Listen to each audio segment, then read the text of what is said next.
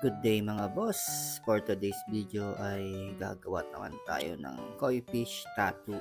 At ito po ang request ng ating client. Bali magsisetup muna tayo mga boss bago tayo mag-edit kasi itong ating client ay medyo atat na po siyang magpatattoo dahil matagal na po niya itong balak ipalagay kaso ay busy lang po yung ating bossing. Kaya ngayong araw ay nagkaroon po siya ng available time at nagpa-schedule po siya agad-agad sa akin at buti na lang wala akong nakabook na client ngayong araw at naisingit ko po itong ating bossing. Kaya ang sabi ko sa ating bossing ay ang swerte niya dahil nagkaroon siya ng slot ngayong araw. Sakto naman na wala akong nakabook at wala din akong client na nag-walk-in. Kaya nung pumunta ang ating bossing dito sa shop ay agad-agad on the spot ginawa na po namin agad yung design na gusto ng ating bossing. Bali dito po pala sa binti balak ipalagay ng ating bossing ang kanyang koi fish tattoo.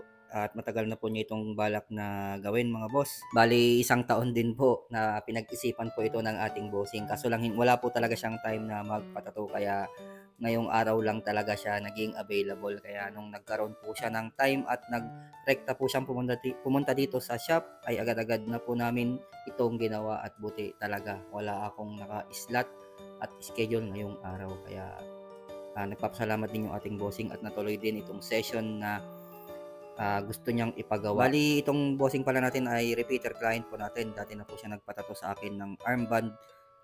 Bali koi fish din po yung pinalagay niyang design dun sa armband tattoo ng ating bossing at may lotus din po yun. Hindi ko nga lang alam kung bakit gustong gusto ng ating bossing ng mga ganitong koi fish at lotus. Siguro baka gusto niya mabuo yung ma-sleeve yung kanyang paa.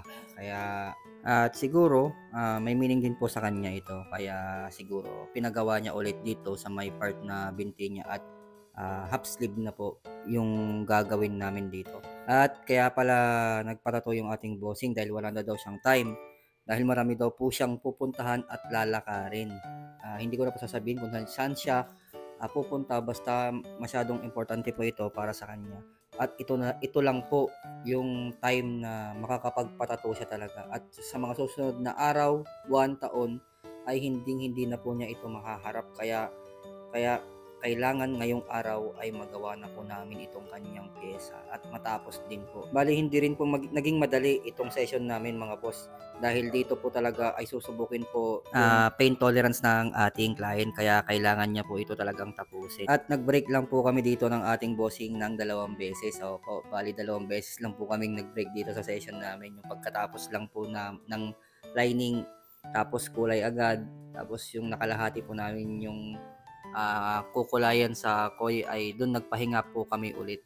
Kaya yung ating bossing ay hindi po din po talaga siya mapakali at hindi rin naman po nagsasalita talaga yung ating bossing at hindi po siya nagsabi ng gusto niyang mag-break kami. Ako naman na artist ay dire-diretso lang naman po ako sa paggawa sa koi fish ng ating bossing. At ang sabi naman ng ating bossing ay ayos lamang po dahil gusto rin po niyang matapos ito agad dahil masakit na rin daw po. Kaya ganun na lang po ang pagtitiis ng ating bossing para lang matapos po itong pyesa na gusto niyang ipagawa. Bali dito mga boss ay gumamit ako ng orange, bloody red. Tapos gumamit din po ako dito ng wash, gray wash, advanced black and gray, black ink. At gumamit din po ako dito ng blue para sa mata. Bali nagmix-mix na lang ako ng kulay para sa dark ng orange para maging dark to red po siya. Bali pinaghalo-halo ko na lang po yung mga kulay.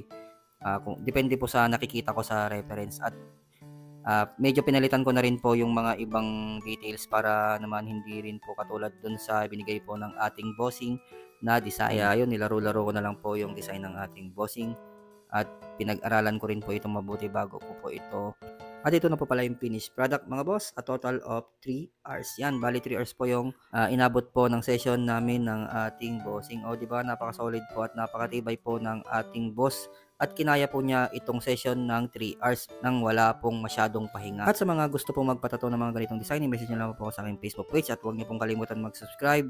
At nagpahabol din po pala ang kanyang misis. Bali ito po yung design ng kanyang misis at inabot lang po ako dito ng 1.5 oras. O di ba napakatibay po nilang dalawang mag-asawa. At yun, kung nagustuhan niyo pong aking video ay i-PM niyo lamang po sa aking Facebook page at huwag niyo pong kalimutan na mag-follow at i-share po ang aking video. At para makatulong na rin po sa akin at sa mga mag-share po ay titignan ko po ang inyong mga Facebook page at bibigyan ko po kayo ng free tattoo sa aking mapipiling maswerteng mag-share. Yan, maraming salamat po. Paalam.